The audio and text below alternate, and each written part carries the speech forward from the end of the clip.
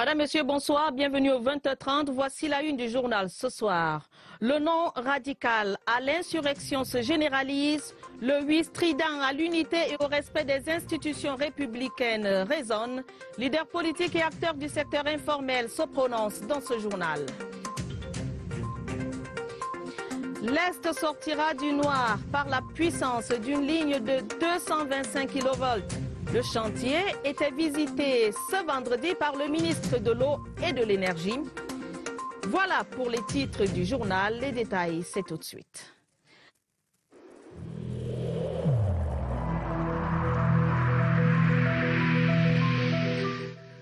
Il est essentiel que les mesures qui ont été indiquées soient absolument respectées par chacun de nous. Lavez-vous régulièrement les mains à l'eau et au savon ou à l'aide d'un gel hydroalcoolique. Restez à au moins 1 mètre de distance des autres personnes, surtout si elles toussent, éternuent ou ont de la fièvre. Si vous avez de la fièvre, de la toux ou des difficultés à respirer, consultez un médecin.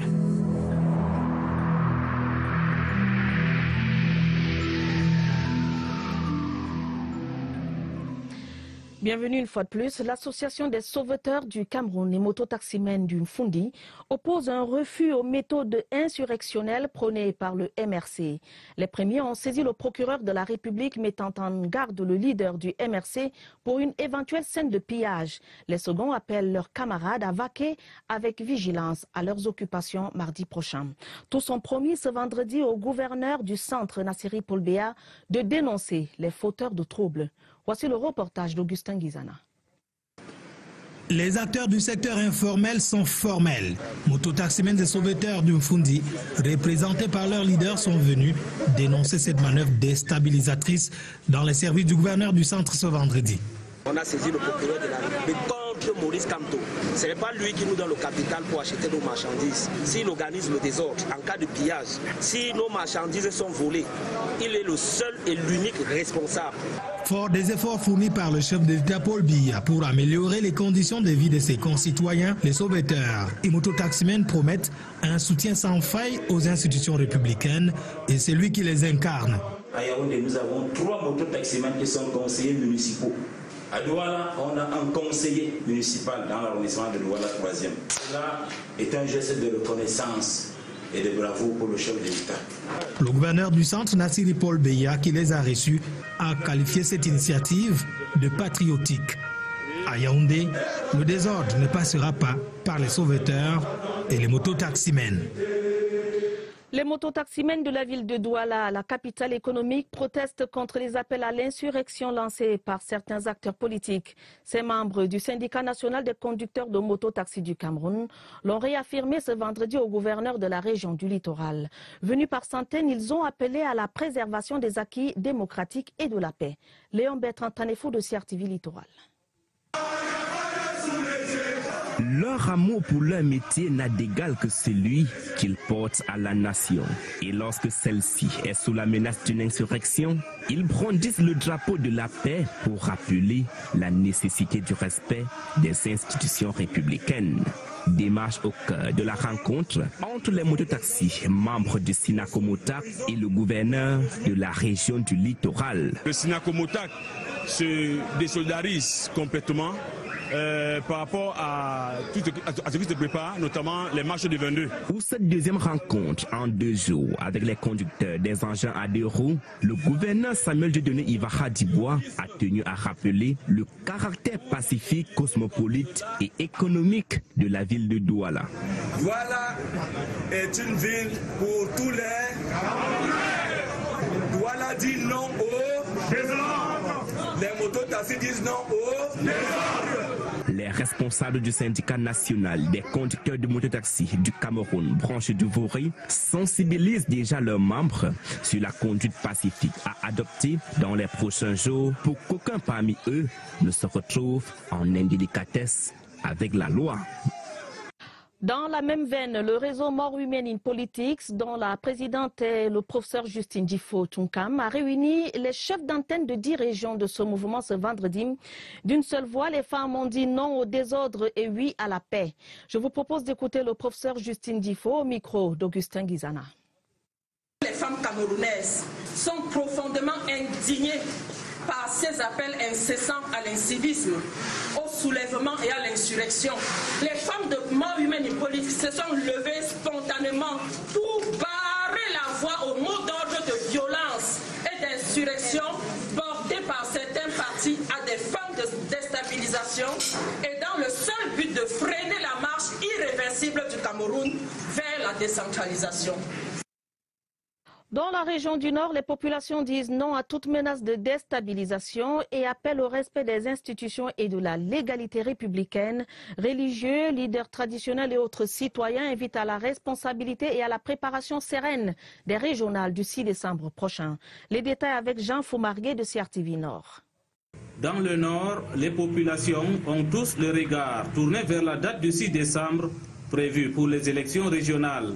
Les citoyens camerounais de cette partie du pays condamnent avec la dernière énergie toutes sortes de désordres pouvant handicaper le bon déroulement de ces élections. Je me pose bien la question de savoir à quoi ça va servir ou bien à qui ça va être utile. Même détermination affichée par les leaders religieux qui appellent ceux qui ont l'intention de semer le trouble à plutôt beaucoup prier pour que tout se déroule dans la paix. Quand nous vivons sur terre, nous devons chercher la paix avec toutes les possibilités.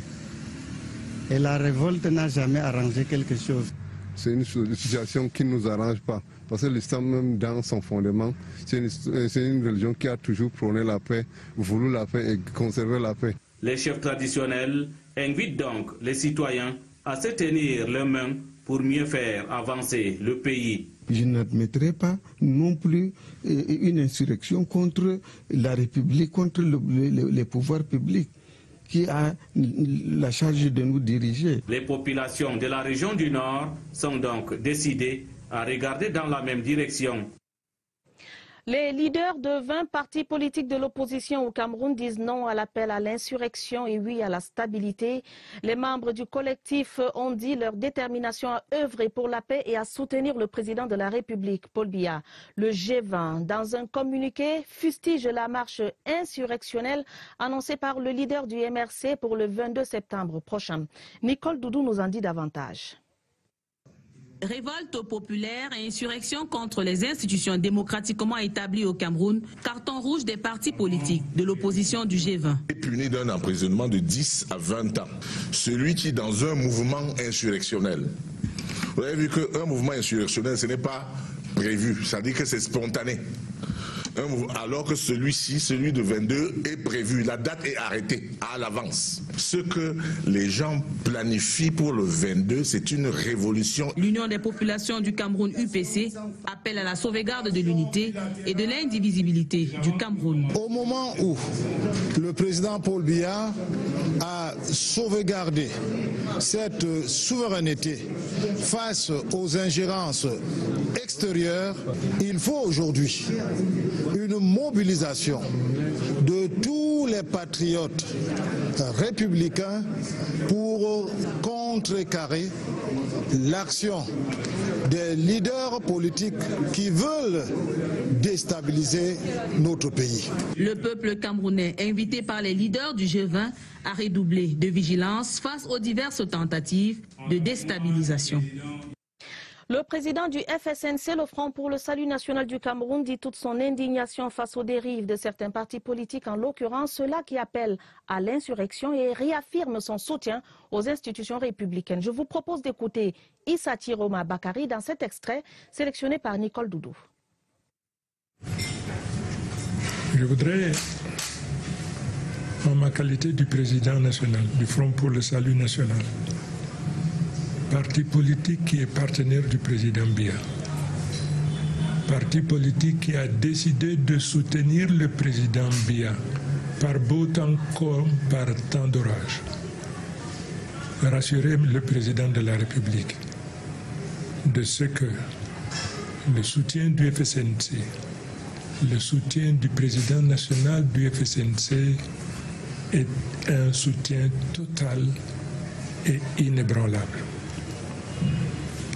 Je voudrais dire à mon partenaire patron, le président de la République, s'il est assis là où il est, c'est par la volonté de Dieu qui s'est manifestée à travers le peuple camerounais, qui, de manière incontestable, lui a confié la direction de cette très grande et de cette très belle nation. Vous dire qu'on va renverser les institutions, c'est dire qu'on veut renverser le peuple camerounais dans son choix.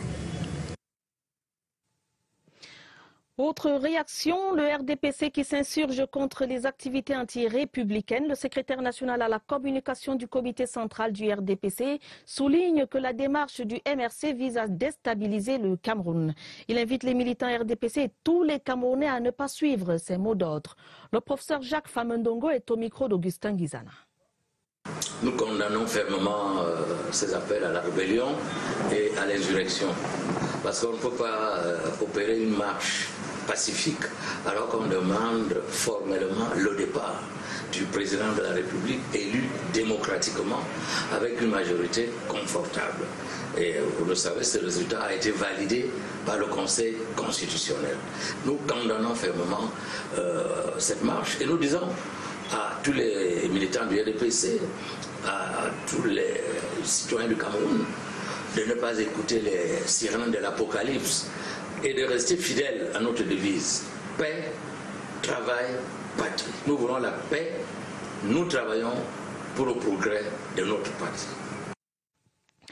Selon certains universitaires, le MRC et son leader projettent mardi prochain une marche pacifique déguisée en mouvement insurrectionnel et révolutionnaire.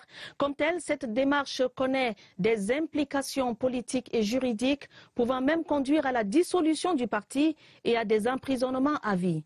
Augustin Guizana a capté des réactions d'universitaires dans ce reportage. Le professeur Mathias Erigo Onangini trouve en la manifestation du MRC un projet d'insurrection et de révolution. Cette formation maintenant, sa volonté de marcher, exprime en réalité quelque chose qui est de l'ordre de l'insurrection ou de la révolution. Et il faut faire extrêmement attention parce que nous avons déjà connu avec la crise du Nord-Est et du Sud-Ouest le même processus. Et si cette thèse est confirmée, elle contient des implications juridiques, à commencer par la problématique de la légalité et de l'illégalité de la manifestation. Lorsque une marche, une manifestation, sous le prétexte d'être une marche pacifique, crée des conditions de commission des infractions, dans ce cadre, donc, on rentre dans la pénalisation. Dans une certaine mesure, l'universitaire évoque le pire pour le MRC et son leader. Une infraction commise dans le cadre ou sous le prétexte d'une marche pacifique, lorsqu'elle est lancée, cette marche, par l'organe dirigeant du parti, l'article 74-1 du Code pénal de 2016 prévoit donc que la responsabilité de la personne morale soit engagée, tout en soulignant que cette responsabilité du parti politique, responsabilité pénale, peut aller jusqu'à la dissolution du parti politique. L'État devra alors, dans ses missions régaliennes, prendre des dispositions.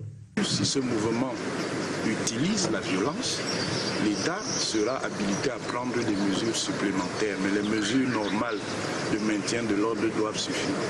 Un homme, un parti est avisé. Toujours en rapport avec ces appels à l'insurrection par des responsables d'un parti politique, un communiqué du ministre de la Communication, porte-parole du gouvernement, rappelle que ces actes sont reprimés par le Code pénal et des dispositions pertinentes de la loi du 23 décembre portant répression des actes de terrorisme. Le gouvernement de la République rappelle qu'aucune manifestation ne saurait être considérée comme pacifique lorsque le but déclaré en est le lancement d'un mouvement insurrectionnel. Les forces de sécurité prendront toutes les mesures nécessaires pour assurer fermement le maintien de l'ordre public et la paix sociale. C'est la substance d'un communiqué signé du ministre René Emmanuel Sadine. Toujours dans le même sillage, le ministre de la Santé publique se prononce. Manaouda Malachi souligne le caractère complètement irresponsable de l'initiative de ce parti politique susceptible de relancer à la hausse la courbe des contaminations au Covid-19 au moment où la stratégie de lutte contre la pandémie à coronavirus, mise en œuvre par les autorités sous très haute impulsion du chef de l'État Paul Biya, démontre toute son efficacité avec une baisse drastique des contaminations. Il est important, poursuit-il, que les Camerounais fassent preuve de la plus grande prudence et continuent d'appliquer les mesures barrières édictées par les pouvoirs publics. Or, les appels à manifester violent clairement les mesures sus-évoquées. Le ministre de la Santé publique demande par conséquent aux autorités administratives d'interdire dans le ressort de leurs compétences toutes les activités projetées et de donner une suite judiciaire appropriée aux agissements de ceux qui persistent à mettre en danger la vie de nos compatriotes. Je vous le disais dans les titres du journal, l'offre énergétique de la région de l'Est sera boostée d'ici décembre 2021. La ligne haute tension de plus de 200 kV qui va relier cette partie du pays au réseau interconnecté sud est réalisée à environ 35%. En visitant les chantiers ce jour à Abomban et à Doumé, le ministre de l'Eau et de l'Énergie, Gaston Elundou Essomba, a salué le patriotisme des populations qui ont libéré les emprises avant même le début des indemnisations. Franck Evina, reportage. Ici, à Mangpang, arrondissement de Doumé, sortira de terre un poste de transformation et d'interconnexion. C'est le point de raccordement de la ligne haute tension 225 kV qui branchera la région de l'Est au réseau interconnecté sud, partant du poste d'Arala à Yaoundé. Sur le site, fondation de transformateurs et murs pare-feu se dessinent. Même constat sur le chantier de la ligne de transport avec 66 pylônes déjà montés entre Ayos et à Bomban. L'objectif est d'améliorer l'offre énergétique et sortir la région de l'Est de la dépendance aux stations thermiques. La demande potentielle est de l'ordre de 30 MW, mais le productible disponible, c'est à peine la moitié. À travers donc ce projet, le gouvernement sera désormais à mesure de couvrir toute la demande de l'Est en énergie électrique.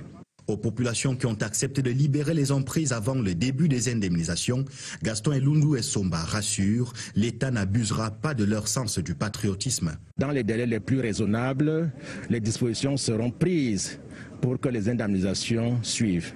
Déjà réunis à la base vie de l'entreprise adjudicataire à Ayos, près de 80% des équipements préfabriqués. Le Cameroun est certifié libre de circulation du poliovirus sauvage depuis juin 2020.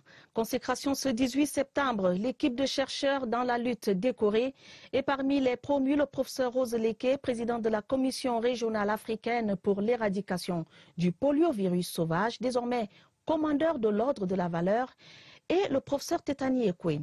Le sacre s'est déroulé au cours d'une double cérémonie présidée par le ministre de la Santé publique. Le reportage de Daniel Menanga. Ils ont mis le poliovirus sauvage KO au Cameroun. Après 30 années de lutte, ils peuvent bomber le torse. J'ai travaillé comme président de la commission régionale pour la certification d'éradication de la polio pour la région africaine. Je suis très content, je suis très ému. Vraiment, je remercie Dieu et je remercie le chef de l'État. Sur le chemin des énergies perdues. C'est le professeur Joseph Mbédé qui devait être ici aujourd'hui, qui malheureusement est décédé. Et aujourd'hui, des forces toujours requises pour maintenir les niveaux élevés de surveillance épidémiologique et de vaccination. Le virus, à cause de la faiblesse de l'immunité dans certaines zones, n'est-ce pas, nous constatons que certaines souches dérivées du vaccin ont tendance à muter. Et quand elles mutent, elles ont tendance à rattraper de la virulence. Et par conséquent, nous avons intérêt à renforcer l'immunité des enfants. Alors, cette reconnaissance nationale comme une énergie supplémentaire pour l'équipe en route pour les 6 régions ciblées du pays, top départ de la deuxième phase de vaccination. Et nous restons Et nous restons en santé pour parler de la surveillance épidémiologique du coronavirus. Il y a quelques leçons à tirer après un dernier bilan chiffré publié hier. La maîtrise de l'épidémie au Cameroun est de plus en plus effective, mais cela n'est pas un prétexte pour le relâchement des mesures. Et pour en savoir davantage sur le sujet, allons retrouver Évariste Yenga et son invité, le docteur Flore Balana. Bonsoir Évariste, que doit-on retenir ce soir au centre des urgences? Vous avez l'antenne.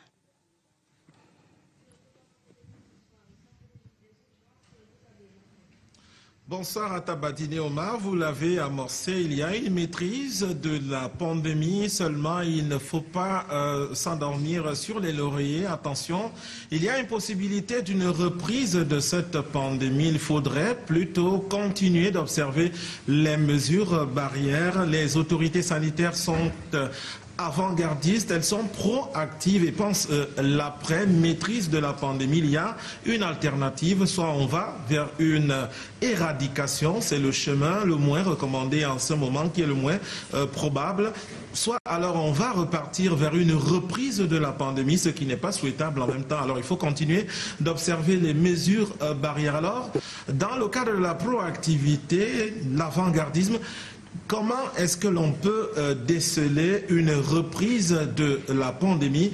Éclairage ce soir du docteur, vous l'avez dit, Flore Balana. Docteur, bonsoir. Bonsoir Évariste. Vous êtes chef unité de la recherche au sein des opérations des urgences de santé, chef unité de investigation au centre des opérations des urgences de santé publique. Avec vous, on parle des signes de la reprise de la pandémie. Quels sont les indicateurs? Il y en a plusieurs, mais nous allons nous appesantir sur trois principaux, notamment l'augmentation du taux de reproduction, l'augmentation du taux de positivité des tests effectués et l'augmentation du taux d'occupation des lits d'hospitalisation dans les centres reconnus, les centres agréés de prise en charge des cas de Covid-19. Parlant de l'augmentation du taux de reproduction, il s'agit notamment de déterminer le nombre de cas secondaires générés par un cas positif. Ça veut dire que nous pouvons partir d'un cas à 10, puis à 100, puis à 1000. Tout à fait. Ce qui démontre une flambée, vous venez de l'illustrer fort bien. Mais dites maintenant, on a du respect pour le résultat donné par le plateau technique, le système de santé au Cameroun. Mais en cas d'une flambée, en cas d'une deuxième vague, est-ce qu'on peut répondre efficacement à cette flambée-là? Pour parler de réponse efficace, nous avons deux principaux axes. Le premier, c'est la détection précoce des cas, et le deuxième, une prise en charge adéquate des cas positifs. S'agissant de la détection précoce, elle passe par la recherche active des cas dans la communauté et par le suivi des contacts.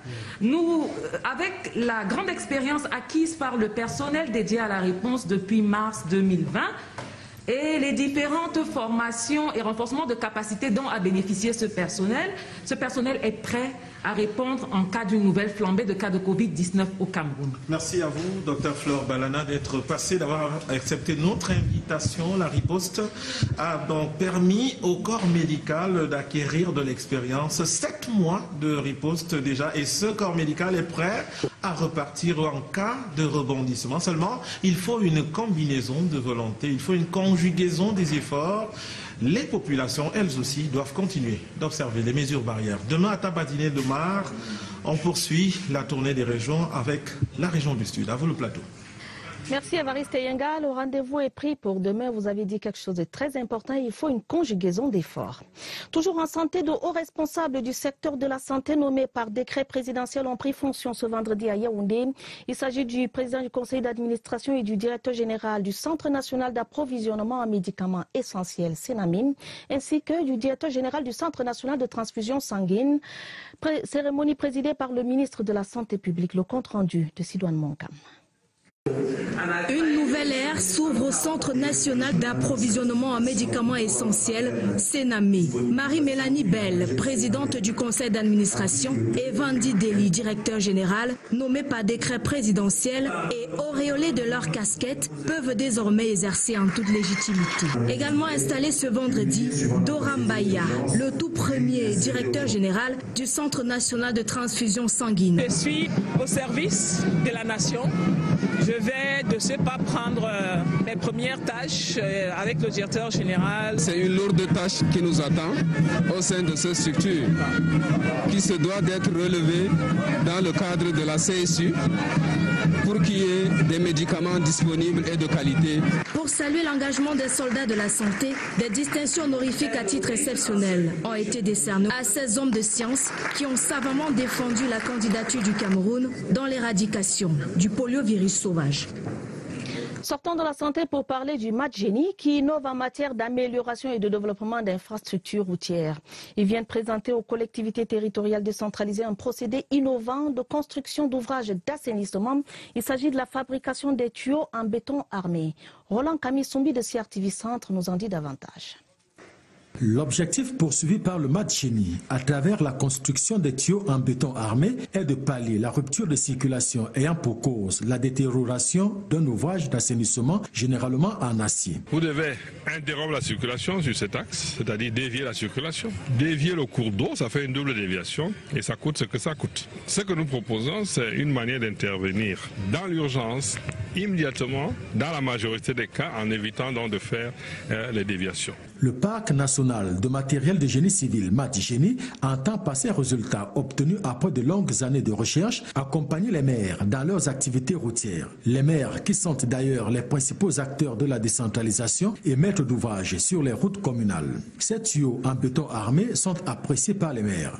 Je peux vous assurer que praticabilité immédiate, le coût réduit et la facilité de pose fait en sorte que toutes les collectivités de la région du centre trouvent en cette nouvelle approche technique une solution innovante. Toutes les communes du centre vont se mettre à la disposition du Matgénie pour que dans les prochains jours, nous n'ayons plus de problèmes de la gestion, de la traversée des cours d'eau. La solution que propose le Matgénie, au-delà de résoudre le problème de double déviation eau et route, est économique. Les coûts que nous proposons sont accessibles parce que l'ouvrage que nous proposons coûte pratiquement la moitié du prix d'un DALO. Là où vous avez un DALO qui coûte 1 100 000, avec l'ouvrage que nous proposons, vous êtes à 600 650 000 pour un service équivalent. Et en plus de cette économie sur l'ouvrage lui-même, vous économisez sur la déviation. Le Matgénie, qui est désormais une entreprise de travaux publics, agit dans divers domaines, bâtiments, travaux publics et travaux miniers. Avant de refermer ce journal, je signale ce télégramme officiel du président de la République du Cameroun à son Excellence Sébastien Pinera, président de la République du Chili à Santiago. Le président Paul Biya lui adresse ses vives et chaleureuses félicitations à l'occasion de la commémoration par la République de Chili de sa fête nationale ce 18 septembre 2020. Fin de ce journal préparé avec la collaboration de Barbara Padjama et Mirabel Tala. Prochain rendez-vous avec l'information, ce sera à minuit. Madame, Monsieur, votre fidélité nous honore. Prenez soin de vous, prenez soin de vos familles et bonne soirée à tous.